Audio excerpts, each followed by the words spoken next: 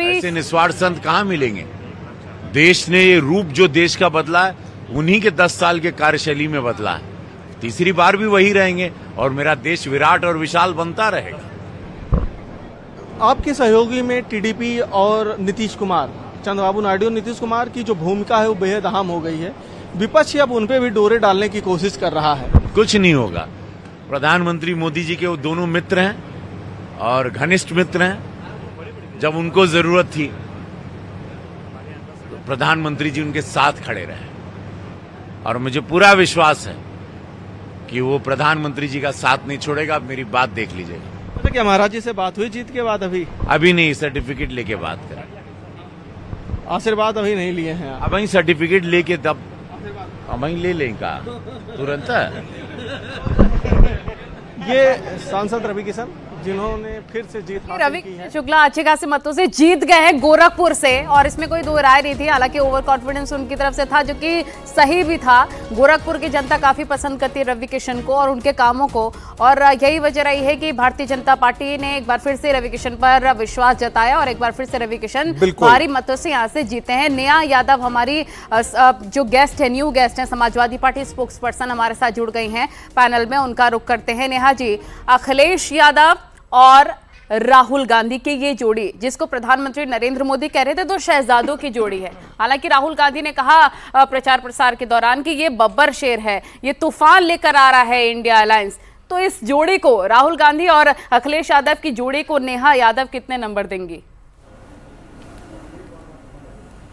देखिए क्या कहते हैं, इस जोड़ी को 100% जनता ने स्वीकार किया है और 10 में से 10 अंक जनता ने स्वयं दे दिया है। और जिस तरह से भारतीय जनता पार्टी और तमाम दिग्गज नेता अपमानित करने का काम कर रहे थे, उन सबकी बातों को जनता ने समझा और जनता ने उल्टा भारतीय जनता पार्टी को अपमानित किया है। आज दो शहजादों की जोड़ी ने शह भी ली है और भारतीय जनता पार्टी को जनता ने मात भी दे दी है। अभी मुझसे पहले राजनीतिक विश्लेषक आज फिर आपने वही बैठाए हैं जो लगातार भारतीय जनता पार्टी के लिए पक्ष में, उस दिन भी बहुत सारी बातें कह रहे थे कन्नौज को लेके, मैनपुरी को लेकर, ये वो। चलिए आज आपका आमना सामना फिर करा दिया है हमने जो है आमना सामना आपका फिर करा दिया है नेहा जी। आज फिर वो मेरे साथ है। यही इसीलिए हमने आमना सामना कराने के लिए उनको बुलाया है आज खास तौर पर। वर्सेस लगाकर आप दोनों का होगा वार पलटवार। जी आप अपनी बात रखिए, फिर सौरभ जी बात रखिए। अनुपम जी, इसीलिए मैं मुस्कुरा रही हूँ कि आज मैं मुस्कुरा रही हूँ कि उस दिन की इनकी सारी बातें। अच्छा नेहा जी, मैं एक सवाल मैं पूछ लेता हूँ, उसके बाद आप अपनी बात को कंटिन्यू करिएगा। सवाल क्या है ये, सुन लीजिए एक सवाल सुन लीजिए नेहा जी, क्योंकि जाहिर तौर पर देखिए उत्साह आपका है और ऊर्जा भी अब आपके अंदर आ गई होगी, क्योंकि जो परिणाम आए हैं वो इतने उत्साहजनक है कि ऊर्जा का संचार अपने आप हो जाता है।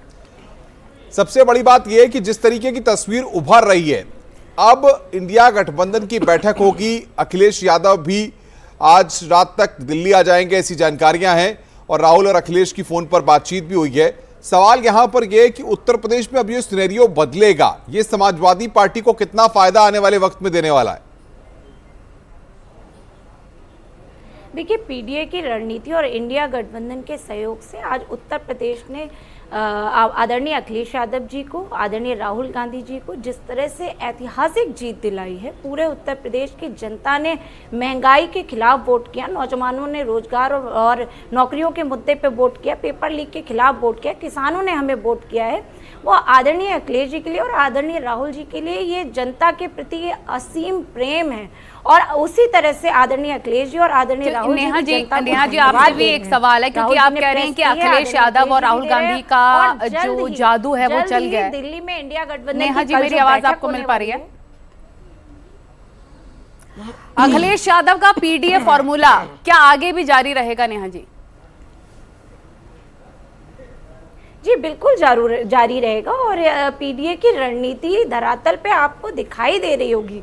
पीडीए हमारा सफल हुआ है, जिनको पीडीए चलिए पीडीए की तो बात हो गई। सौरभ दुबे हमारे साथ में है। सौरभ जी से आप लगातार पिछली बार भी बातचीत करते थे। सौरभ जी सवाल ये है, उनको दिक्कत थी। बिल्कुल नेहा जी, सौरभ जी सवाल ये है कि जिस तरीके बात पूरी हो जाती है फिर सौरभ जी के पास चलते हैं ओवरऑल। हाँ बोलिए आप अपनी बात जल्दी से खत्म करिए। जी मेरी बात एक मेरी बात और है कि जिस तरह से भारतीय जनता पार्टी ने उत्तर प्रदेश में माहौल दिखाने का जो प्रयास किया और तमाम सरकारी चैनल जो बन गए थे, मोदी मीडिया के कुछ चैनलों ने लगातार एग्जिट पोल पे चिल्लाना शुरू किया था, अरे आप पहले ईवीएम की मीडिया की बात कर रही हैं, मैं आऊंगा, मैं सौरभ दुबे से सवाल ले लूंगा। नहीं, अब आप सवाल क्या, आपको तो सारी रैलियां तो हमने आपकी दिखाई हैं, तब आप मीडिया को भी, अब एक बार सुन लीजिए सौरभ दुबे। सौरभ दुबे की एग्जैक्ट पोल नहीं होंगे और आज ये साबित हो गए। ये तो हम भी कह रहे थे नेहा जी। सौरभ दुबे मेरा सीधा सवाल है, देखिए एक मिनट रुक जाइए नेहा जी, रुक जाइए एक मिनट। सीधा सवाल ये है कि अब इंडिया अलायंस की बैठक में आगे का स्वरूप तय होगा। आपने सुन लिया राहुल गांधी को, सौरभ दुबे। सबसे बड़ी बात यह है कि नंबर गेम में अभी भी एनडीए इंडिया अलायंस से आगे है। तो आपको लग रहा है कि इंडिया अलायंस के लिए इतना आसान होगा मैनेज करना, या एनडीए के साथ जो दल है उनको अपने पाले में लेना? सौरभ दुबे, आपका विश्लेषण क्या कहता है? देखिए, मुझे लगता है जुगाड़ के जमघट से जो है जनमत के पनघट तक पहुंचना बहुत ही कठिन रहा है। कि आप ये जुगाड़ का जो जनमत बनाने का प्रयास कर रहे हैं, आपसे नजदीक, जो मैं कह रहा हूं जितनी इंडिया अलायंस ने जीती है सीटें, उतना तो अकेले भारतीय जनता पार्टी ने जीती हुई है। तो ये आप नहीं कह सकते ना कि भारतीय जनता पार्टी को जो है जनता ने नकार दिया। भाई देखिए, भारतीय जनता पार्टी ठीक है, मैं कह रहा हूं आपके नेता चुनाव जीते, आपके लोग चुनाव जीते, उसका कारण क्या रहेगा ये भारतीय जनता पार्टी अपने आप में विचार विमर्श करे। और अखिलेश यादव जी, चूंकि देखिए सीटें आपके पास गई हैं, तो अखिलेश यादव जी को तो उसका श्रेय जाएगा। लेकिन आप सिर्फ 35 सीटें अगर कांग्रेस की यहाँ पर है, 100 सीटें अगर 100 सीटें कांग्रेस की वहां नहीं है, 35 सीटें समाजवादी पार्टी की यहाँ है, ये जोड़ करके आप मिलाएंगे भी तो भी आप बहुमत तक नहीं पहुंच रहे हैं। आप बताइए, अभी से आपने लालच देना ये शुरू कर दिया कि हम डिप्टी पीएम बनाएंगे, फलाने को डिप्टी पीएम बनाएंगे। मैं बार बार वही कह रहा हूँ, समाजवादी पार्टी जो चुनाव लड़ी है वो बिना मुद्दों के चुनाव लड़ी है। निश्चित रूप से भारतीय जनता पार्टी के अंदर जो भी कमियां रही हो, उसकी वजह से भारतीय जनता पार्टी के हाथ से ऐसी सीटें निकली है। लेकिन इसमें समाजवादी पार्टी को कोई श्रेय पहले चुनाव में तो नहीं जाता। हाँ, अब ठीक है, अब अखिलेश यादव जी को चूंकि उसके मुखिया है तो वो तो कह रहे हैं हमारी, नेहा जी, हमारी गलतियों की वजह से आप जीत गए। अगर हमारी गलतियां नहीं होती तो आपके कैंडिडेट भी नहीं जीतते। लीजिए, ये तो आप ही पर, आपके पास तो कोई मुद्दा भी नहीं था। देखिए, खिसियानी बिल्ली खंबा नोचे, खिसियानी बिल्ली खंबा नोचे। जो काम भारतीय जनता पार्टी के प्रवक्ता को करना चाहिए वो काम राजनीतिक विश्लेषक करते हैं तो बड़ा हास्यास्पद लगता है। ये लगातार भारतीय जनता पार्टी को हीरो बनाने के लिए तुले, लेकिन जनता ने इनको नकार दिया। भारतीय जनता पार्टी को जनता ने हीरो बना रखा है। वहाँ आंकड़े देखिए, की भूमिका मिले, वहाँ आंकड़े देख लीजिए ऊपर, एक बार आपके ऊपर आंकड़े हैं ना, वैसे ही आज जनता ने भारतीय जनता पार्टी को नकारात्मक रोल में लिया है। अरे आंकड़े आप भी जुगाड़ तुगाड़ कुछ भी कर लीजिए, सरकार नहीं बन पाएगी। आप कल तक इंतजार करिए। देखिए, 2 बार से पूर्ण बहुमत की सरकार थी भारतीय जनता पार्टी की, और तीसरी बार जो है, देखिए मैं तो आपको विश्लेषण करके बता रहा हूँ। मेरे को आप वो भारतीय जनता पार्टी के प्रवक्ता बताएंगे, मैं तो विश्लेषण करके बता रहा हूँ कि भारतीय जनता पार्टी की जितनी सीटें आई हैं उतनी आप लोगों की मिला करके हैं सीटें। तो ये मैं गलत तो नहीं कह रहा हूँ, ये मैं गलत तो नहीं कह रहा हूँ नेहा जी, ये तो मैं सही कह रहा हूँ ना। हाँ, ये जरूर है कि भारतीय जनता पार्टी के अंदर जो उत्तर प्रदेश के अंदर सीटें हारी है, उत्तर प्रदेश के अंदर जो एक बड़ा राज्य था वहां पर उसकी बहुत कुछ कमियां रही होंगी, वो उसको आपस में आकलन करना चाहिए भारतीय जनता पार्टी को। लेकिन इसका मतलब ये नहीं है कि भारतीय जनता पार्टी को सिरे से जनता ने नकार दिया है। आज भी देश की सबसे बड़ी पार्टी। हम सौरभ जी देखिए, अब गोरखपुर के नतीजे देख लीजिए, उन्नाव के नतीजे देख लीजिए, बनारस के नतीजे देख लीजिए, भारी भारी उड़ीसा में देख लीजिए। हाँ, उड़ीसा में देखिए मैजिक चल गया है। सीटें जीत करके आई है, आंध्र प्रदेश में सरकार बनाई है गठबंधन के साथ में। तो आप ये नहीं कह सकते कि भारतीय जनता पार्टी को नकार दिया। अच्छा, मध्य प्रदेश में फिर क्या हो गया? मध्य प्रदेश के अंदर फिर क्या हो गया, आप जरा मुझे बताइए। जनता ने नकार मध्य प्रदेश के अंदर फिर क्यों नहीं? आप समाजवादी पार्टी, आपका तो गठबंधन रहा है पहले 1 सीटों 2 सीटों पे, वहां क्यों नहीं कांग्रेस ने खाता खोला? अब नेहा जी फॉर्मूला कैसे तय करिएगा, क्योंकि सौरभ जी तो कह रहे हैं ये खिचड़ी वाली सरकार आप कैसे चलाएंगे? कुछ फॉर्मूला आपने सोचा है? पहले क्या इनका विश्लेषण फेल हो गया?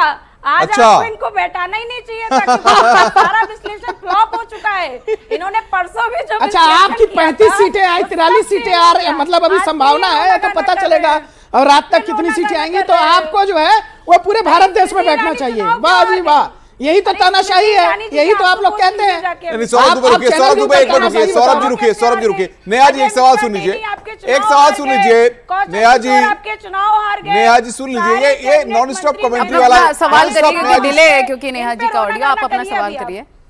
हाँ नेहा जी, देखिए जिस तरीके से भारतीय जनता पार्टी ने इलेक्शन लड़ा या एनडीए ने जिन मुद्दों को लेकर के जनता के बीच गई, वो अपना मैसेज कन्वे नहीं कर पाई और या फिर भारतीय जनता पार्टी की अपनी अंदरूनी लड़ाई उसके लिए मुसीबत बनी, या कैंडिडेट के साथ जो नाराजगी थी उसका फायदा समाजवादी पार्टी को मिला, या आपने जरूरत से ज्यादा मेहनत की इसलिए आपको ये परिणाम मिला? आपको क्या लग रहा है, फिगर्स क्या लग रही हैं आपको? देखिए, जिस तरह से नतीजे आए हैं और जनमत आया है आज, उससे ये साफ जाहिर हो रहा है कि भारतीय जनता पार्टी चुनाव लड़ रही थी तो प्रधानमंत्री मोदी जी किन मुद्दों पे चुनाव लड़ रहे थे? मंगलसूत्र, भैंस, मुजरा, गाय, गोबर, गौमूत्र, मंदिर, मस्जिद, हिंदू, मुसलमान, नफरत। कुल मिला के प्रधानमंत्री जी का एजेंडा और भारतीय जनता पार्टी का एजेंडा नफरत था। और दूसरी तरफ विपक्ष किन मुद्दों पे चुनाव लड़ रहा था? महंगाई के खिलाफ विपक्ष चुनाव लड़ रहा था, 30 लाख नौकरियों देने के वादों के लिए विपक्ष चुनाव लड़ रहा था कि हम हर खाते में 1 लाख रुपए देंगे, हम महिलाओं को सशक्त बनाएंगे, हम नारी सुरक्षा देंगे, हम किसानों के लिए सिंचाई मुफ्त करेंगे, हम किसानों की कर्ज माफी करेंगे, हम MSP लागू करेंगे। विपक्ष इन मुद्दों पे बात कर रहा था और भारतीय जनता पार्टी ठीक इसके विपरीत आरक्षण खत्म करने की बात कर रही थी, संविधान खत्म करने की बात कर रही थी। लोकतंत्र को खतरे में डालने का जो काम भारतीय जनता पार्टी ने किया, इसको जनता बहुत अच्छे से समझ गई और ये धरातल तक संदेश चला गया कि इन्हें 400 पार इसलिए चाहिए कि ये संविधान बदलना चाहते हैं। नेहा जी, आप ये जो नैरेटिव सेट कर रही हैं यहाँ पर, यही आपके बड़े नेताओं की तरफ से भी चुनाव प्रचार में सेट किया गया था और वही की बात की गई, हिंदुओं को गंगा में फेंकने की बात और वही लोगों के सौरभ, इसका तो फायदा भी हुआ ना समाजवादी पार्टी को, इसका फायदा भी हुआ है नैरेटिव जो सेट किया। देखिए, एक बात बता दूं आपको मैं बता रहा हूँ, मुस्लिम जो वोट है ना, वो कहीं ना कहीं मुस्लिम वोट का फायदा इन सीटों पे आपको मिला है और आपको किसी मुद्दे पर जनता ने वोट नहीं दिया। नेहा जी, मैं स्पष्ट रूप से कह रहा हूँ। अच्छा, सौरभ जी का भी सवाल ले लेते हैं। नेहा जी, क्या दलित और OBC, again I am repeating, क्या दलित और ओबीसी का वोट बैंक छिन गया बीजेपी से? क्या नाराज हो गए दलित और ओबीसी, जैसा कि आप कह रही हैं? देखिए, पीडीए का जो वोटर है वो बहुत जागरूक वोटर है।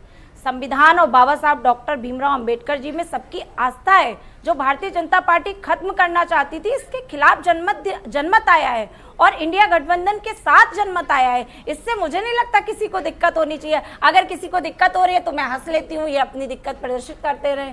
वैसे भी ये राजनीतिक विश्लेषक कम, भारतीय जनता पार्टी का घोषित प्रवक्ता ज्यादा है, तो ये अपनी दिक्कतों को प्रदर्शित कर ले, मैं हंस लेती हूँ। मैं जवाब दे दूं मैं इनको। देखिए, लेकिन नेहा जी है तो पॉलिटिकल एनालिस्ट है ना, अब राजनीतिक विशेषज्ञ के तौर पे इनको बिठाया, आपको लगता रहे? आप तो मीडिया पर भी आरोप लगा रही हैं, आप तो कुछ भी कर सकते हैं। ईवीएम पे भी रोती हैं अभी इनका ईवीएम पे रोना बाकी था, चुनाव आयोग को गालियां देना बाकी था। अगर ये सीटें इनके पक्ष में ना होती तो अभी ये लगातार चुनाव आयोग को गालियां दे रही होती। ये लगातार ईवीएम पे अपना नेहा जी बता दीजिए, हम भी यहाँ पर बैठे कि ना बैठे? पूरा ट्विटर अकाउंट, मुझे इनका पूरा ट्विटर अकाउंट जो मोदी आपने सब खोल के देख लिया है, अमित शाह में खोल के चेक कर लिया आपने इनका ट्विटर अकाउंट भी, क्या ट्वीट करते हैं, क्या लिखते हैं। मैं अखिलेश यादव जी के बारे में भी ट्वीट किया है ट्विटर पे इतना। मैंने अखिलेश यादव जी को बधाई भी दे दूंगा ट्वीट करके, जो सीटें जीती हैं, तो उससे क्या हो जाएगा? भाई पॉलिटिकल एनालिस्ट हूं तो राजनीति पे ही रुकूंगा ना उसमें। नहीं, आपने देरी क्यों? अरे देरी क्यों? आप तुरंत ट्वीट करिए बधाई के लिए। नहीं तो बिल्कुल, आप इसमें देरी क्यों? देरी की कोई बात ही नहीं है, पहले जीत तो जाने दीजिए। अभी तो जीत ही थोड़ी ना है, जीत जाने दीजिए। नेहा जी देखिए, यहाँ कोई जंग का मैदान हमने नहीं बनाया है। 6:45 होने वाला है, अभी भी नहीं, अभी ये कल सुबह तक चलेगी गणना। ये जो है अभी मामला रात तक क्लियर नहीं होगा। अच्छा, पिक्चर अभी बाकी है। सुबह जाकर के देखिए, किसी में 500 सीटों का मार्जिन है, किसी में 800 सीटों का मार्जिन है, छोटे छोटे मार्जिन से। लेकिन सौरभ जी, आपसे बड़ी नाराजगी है नेहा जी को, जरा उनकी सुन ले, उनकी भड़ास। स्क्रीन पे देखिए, कन्नौज में एसपी जीती, स्क्रीन पे देखिए, स्क्रीन पे। नहीं तो आप बनारस में भी देखिए ना, प्रधानमंत्री नरेंद्र मोदी जीते हैं। आप बगल की सीट पर देखिए, वहां पर कौन जीता हुआ है? भाई भारतीय जनता पार्टी ने भी तो सीटें जीती हैं। आप तो ऐसे बता रही हैं कि भारतीय जनता पार्टी जो है वो गायब हो गई। अभी जो है सबसे बड़ी पार्टी भारतीय जनता पार्टी है। 250 सीटें अकेले भारतीय जनता पार्टी की है, उतनी आपके पूरे अलायंस की सीटें हैं। और आप में इतना अहंकार आ गया, प्रधानमंत्री तो डिप्टी पीएम जो है क्रिएट कर दिए पोस्ट, आप लोग संविधान के साथ खिलवाड़ करने लगे। बताइए, ये तो समय यही तो आशंका थी। देखिए, इन लोगों ने केवल जनता को गुमराह किया आरक्षण के नाम पे कि संविधान बदल दिया जाएगा, आरक्षण बदल देंगे, ऐसा प्रयास विपक्ष की तरफ से हुआ। उसमें आप सफल रहे, उसके लिए बधाई। उसमें आप सफल रहे। नेहा जी सवाल, मैं सौरभ जी रुके, नेहा जी सवाल ये है कि अगर ये खिचड़ी सरकार बनती है इंडिया गठबंधन की, तो सबसे बड़ी बात यह है कि जनता कैसे भरोसा करे। जनता ने जो मैंडेट दिया है, चाहे एनडीए को दिया हो चाहे इंडिया अलायंस को दिया हो, कि आपके प्रधानमंत्री का चेहरा कौन होगा अब तक साफ नहीं है। इंडिया गठबंधन से कौन प्रधानमंत्री बनेगा ये साफ नहीं है। उद्धव ठाकरे जश्न मनाया जा रहा है, यहाँ पर आप देख सकते हैं महाराष्ट्र में भी। और ये महाराष्ट्र की तस्वीरें इस वक्त आपकी स्क्रीन पर हम आपको दिखा रहे हैं किस तरीके से महाराष्ट्र में यहाँ पर जश्न मनाया जा रहा है। एनडीए को यहाँ पर उतनी सीटें नहीं मिली जितनी एनडीए उम्मीद लगा कर रखी थी महाराष्ट्र के सियासी दंगल में।